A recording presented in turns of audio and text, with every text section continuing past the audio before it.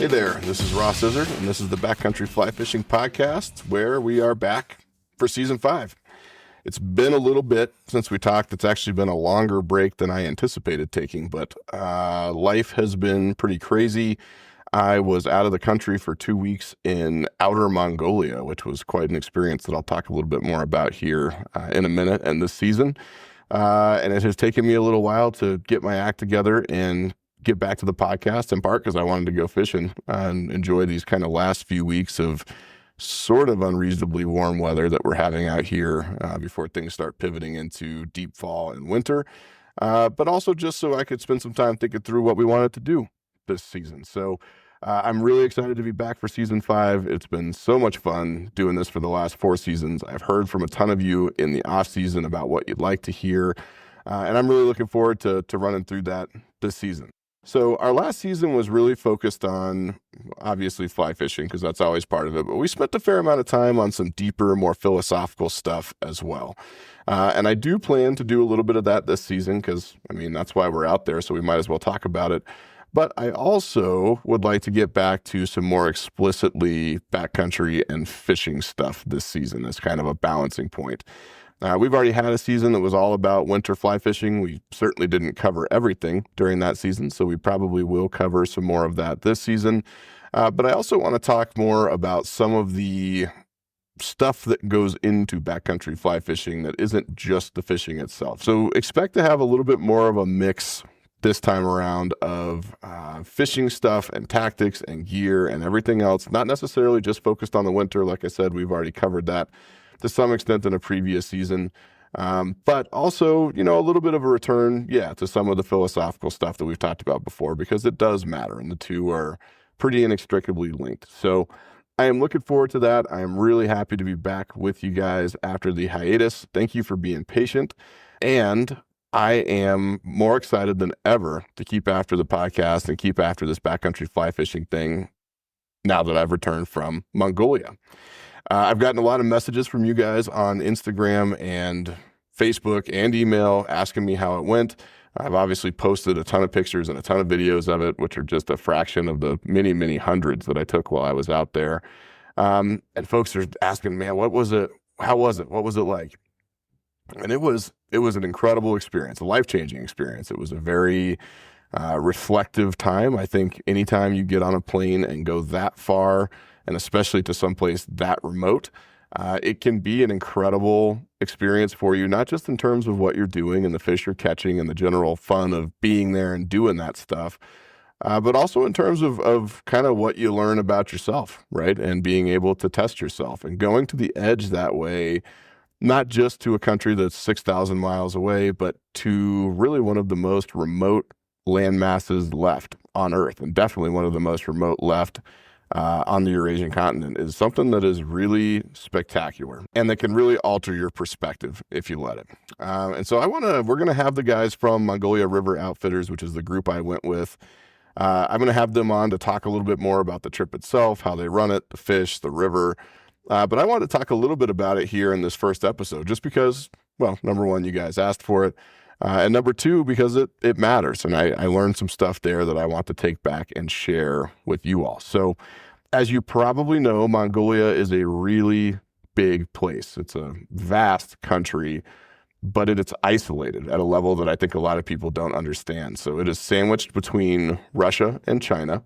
It looks on a map, if you don't zoom in, like there might be a land bridge to Kazakhstan, which is its next door neighbor to the west. But actually, there is no way to get to Kazakhstan. You have to cross a 40-kilometer land corridor, and you either need to cross through Russia or you need to cross through China, which means that there is no way out of Mongolia that does not involve having to cross one of those borders. There's no ocean adjacent to it. There are really no rivers, big rivers that are flowing through it, with the exception of the Amur, which is where I was fishing up in the headwaters of that river. And it just is an incredibly isolated place. And I think you start to realize that when you get there. So, I hopped on a plane in Denver. I flew to Tokyo. I got on another plane and flew into Ulaanbaatar, which is the capital city there in Mongolia. And Ulaanbaatar is really it's a huge city, millions of people. It's growing all the time, and really is rather shockingly cosmopolitan. Some of the places I went there were, to be honest with you, pretty close to nicer than some of the places that I've been to in the U.S. I mean, it was a very nice, very sophisticated city, full of people who are all about hospitality, who are all about fashion, all about technology. It was really kind of an interesting thing to see, especially when you consider the history, right? So Mongolia was actually the world's second formal communist state right after the Soviet Union. And although they were never technically a Soviet state, they were a satellite state, right? So obviously Russia is right next door. They were more or less subjugated by the Soviets for a good chunk of the 20th century until the Berlin Wall fell and the Soviet Empire came apart. And you see that everywhere, right? So you land at the airport in Ulaanbaatar and then you drive into the city. And the first thing you notice is that all of the buildings are adorned with Cyrillic, Russian writing. And Mongolian Cyrillic is a little bit different than Russian Cyrillic. I think they have a few extra characters to account for some specific noises in their language that the Russians don't have. But it's not Mongolian, right? Mongolian written language is actually, it's a sort of beautiful vertical script that's incredible to look at, but it's really not used. It's almost all in this Mongolian Cyrillic. Certain parts of the country and certain parts of the city in particular feel very Western. There are advertisements and billboards and bright lights and tourist attractions. And then a lot of other parts feel not a whole lot different than the Eastern Bloc, right? So old rundown buildings, streets that are half paved, markets with this sort of falling off Cyrillic writing on it. And you can really feel the influence of the Soviets there in the country, even now, many, many years after they declared their independence and became a democracy. And it's incredibly interesting because you go around and, one of the first things we did in the city before we went out to go fish was to go see a monastery. It's got a Mongolian name that I can't quite pronounce, so we're going to use the westernized name, which is called Gandan or Gondan. And it was the last monastery that the Soviets didn't burn in the country, right? So that was the Soviets' MO. They would come in, they'd kill all the intellectuals, they would drive folks into exile or imprisonment, and then they would burn down all of the religious structures, which in Mongolia, which is primarily a Buddhist state, or at least was at the time, that meant that all of the monasteries, with the exception of this one in Ulaanbaatar, were burned to the ground. And so I got to go see this last remaining standing vestige of Mongolian heritage and history, which is pretty wild. And it's just the influence of the Soviets is everywhere. Right? And I was surprised because I expected there to be a stronger Chinese influence. There really wasn't as much. It was really more of a Soviet influence. But so we hang out in the city for a day. And then we were originally, I believe, going to take helicopters out to the river. But it turns out that there's a huge mine being built in the Gobi Desert, and all of the helicopters are being contracted to do that. So they're not available. So we wound up driving, right? We loaded it into Jeeps in Ulaanbaatar, and then we took off for this, I have no idea how far we went, hundreds of miles, overland trip in Jeeps that drove up this highway through the steppe, which is just, words fail me to describe the scale of the steppe. There are a handful of small towns, but for the most part, it is just this vast, seemingly endless open space. There might be some gers, which are their traditional yurts that the nomadic families use to move around and follow their herds. But otherwise, it is as remote can get. And you drive up this highway heading north in the country. You go through one city called Chingiz City, which reminds me very much of an old Soviet city. And then eventually you start running out of pavement. And it's interesting because the Mongolians are currently undertaking this enormous highway project in the north of the country. I don't know the specifics of it. I have heard that it's being funded somehow by loans from the Chinese government. But they are essentially adding a paved highway up there where there has never been one before. And it's this really interesting thing because you'll drive up the highway and, it's paved as normal for a long time and then the pavement runs out. But you can see where they are beginning to flatten and then pave hundreds of miles of new road up into this northern wilderness, up at the border of Russia and Mongolia. And sometimes the pavement runs out and you have to get off the road and go off-roading through the steppe until it starts again.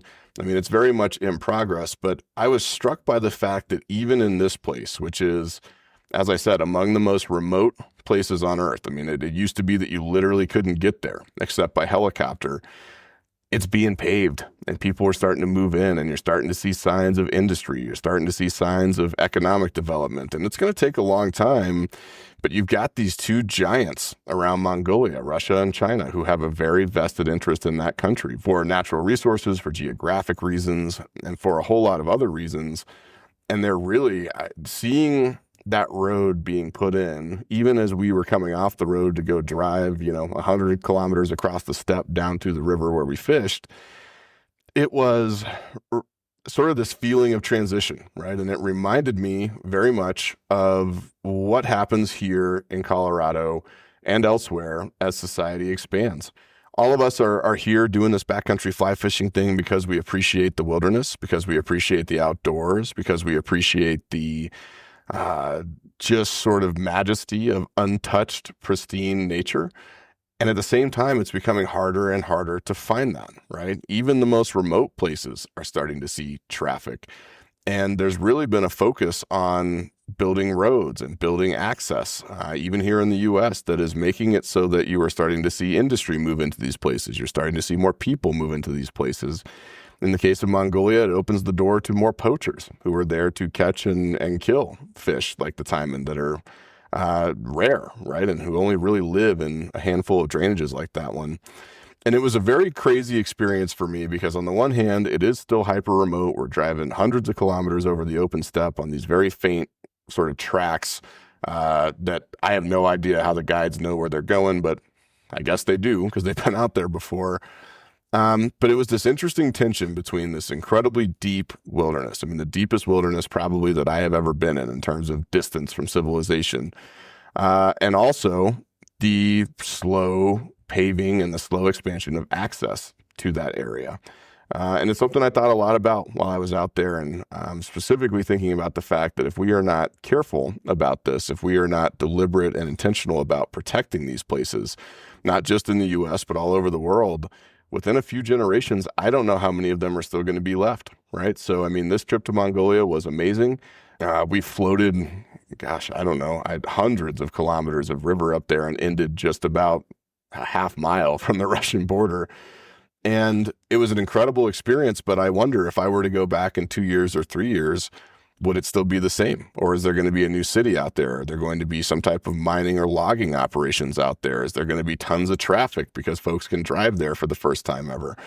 And those are questions that kind of ring in my head, right? As much as I love doing this stuff, every now and then you go to a place that is really special and you realize that that might be the last time that you go and see it where it maintains its character. It's sort of wild, rugged, untouched, untamed character. And so I really soaked up this trip because it was not just an incredible trip to an incredible place, but it was also maybe one of the last trips that I'll ever be able to take to that place before it is opened up to the wider world and we start seeing it change. Because people do change everything that we touch, and that's as true in Outer Mongolia as it is here in the States. And it's a very interesting tension to see and appreciate and love a place like that. And I really, really did love this place, guys. I mean, we rafted hundreds of kilometers, never saw a soul other than maybe a very, very few handfuls of scientists or others until the very end when we came out near a town. No structures really to speak of, no human influence. It's just this incredibly ancient, wild place. And then come out and find yourself on this newly paved road and seeing these construction machines out there doing their thing. It was an interesting tension. And in a lot of ways, it heightened the experience for me. It made it so that I appreciated it even more. But in other ways, it saddened me a little bit because I do feel like we are losing more and more of these places every year. And that is, we could have a whole conversation about why that matters, and maybe we will. But that constitutes an erosion of history. It constitutes an erosion of relationship with the land and with nature. And ultimately, I think can cause cultural erosion for certain societies. And that is definitely true in the U.S., where the wilderness and the frontier have, for the entirety of our history, been a core part of the American spirit and the American identity.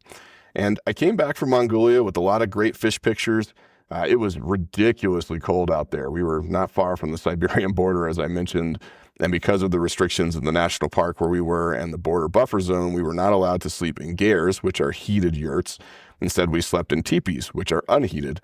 And aside from a single wood-burning stove in a mess tent, that means that there was no heat of any kind, and the temperatures at night were way down below freezing. And during the day, we're often not much above freezing. Our lines were frozen a good chunk of the time. Our guides were locked up. The rods were frozen. We'd get ice on our boots and our fingers.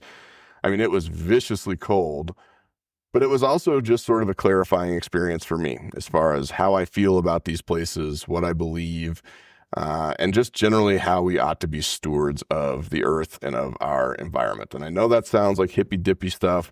I'm sorry if you don't like it. I've gotten a couple of reviews from folks on Apple who I think don't like the fact that we delve into philosophy and politics here, but the reality is that, politics matters everywhere you go. In Mongolia, it's geopolitics, right? The industry of expansion by these two massive superpowers right next door that are engulfing this nation. In the U.S., it's internal politics about industry and expansion and growth and economic development. But whether it's geopolitics or domestic politics, politics is politics, and it absolutely does affect these places. Not just here, not just in your backyard, but 6,000 miles away in a place you've never heard of. And that's something that really stuck with me from the experience. Yes, I remember the cold. I remember the fish. I remember the people. I had an incredible time. I learned a ton, and it was great, and we will talk more about it. But really, my primary takeaway was, man, what an incredible planet we live on. And I sure hope that we are able to do what we can do to make sure that it stays that way so that our children and our grandchildren can enjoy these places the same way that we do, and that we never lose the respect that we have for the wilderness, the type of fly fishing that we love to do in the wilderness, and just the power of these natural places and these wild places to shape societies, to shape us as individuals, and to shape worldviews, which I think is a really incredible aspect of wilderness work of any kind, but especially of wilderness fly fishing and the connection with those incredible waters. So I am back from Mongolia. If you haven't seen the pictures, go on Instagram and check them out. There are tons of them. I'll be posting more. I was fortunate enough to catch all the Pokemon, so to speak, which is to say that I caught all of the species of fish that are native and really only found in that drainage. So the taimen, the Amur trout, the Amur linnet, the Amur grayling, and the Amur pike, all of which are beautiful in their own right and a ton of fun to catch. So I feel incredibly blessed to have done that. I did not catch a 6-foot taimen. Maybe one day I'll go back and I will, but I did catch a 40-incher or close to a 40-incher, and that's a pretty big fish, right? Especially for a trout. And regardless of that, I caught a lot of taimen. They were all over the place because the river is starting to shut down for the winter and the fish are kind of in a feeding frenzy. And our group had an incredible time fishing and caught an awful lot of fish. So I feel extremely blessed to have done it, but I am also glad to be home, in part because I have 4 walls, a ceiling, and central heating, which is a nice change, and a hot shower anytime I want.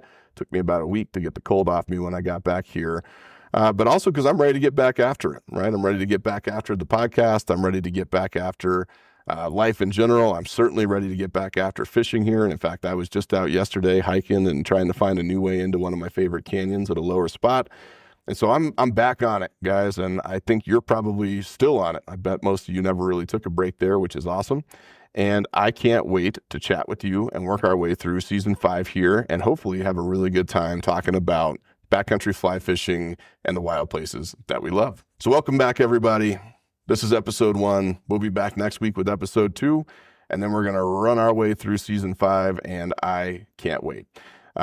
If you have not had a chance yet to review the podcast, please do. If you're enjoying it, 5 stars is great. If you hate me and the fact that we talk about politics, then okay, you do what you got to do, but always appreciate feedback of any kind. Love those positive reviews. They really do help, and never feel shy about reaching out to me if there's something you want to see. I lay out the schedule for these seasons ahead of time, obviously, but that doesn't mean that there can't be changes. And if there's something a whole bunch of people need to hear or need to see or want, then we can always adjust. And I try to do my best to incorporate that into the podcast. I read all your responses. I read all of your notes. I respond to, I think, all of them. I don't think I've missed anybody. If I have, I'm sorry about that. Send me another one and I'll get you. But I do love the dialogue. So keep that coming. And in the meantime, hope you're out there fishing. Hope you're having a great time. And I will see you back here in a week. Till next time, this is Ross. Maybe I'll see you out there. I just hope it won't be because you took the new highway in.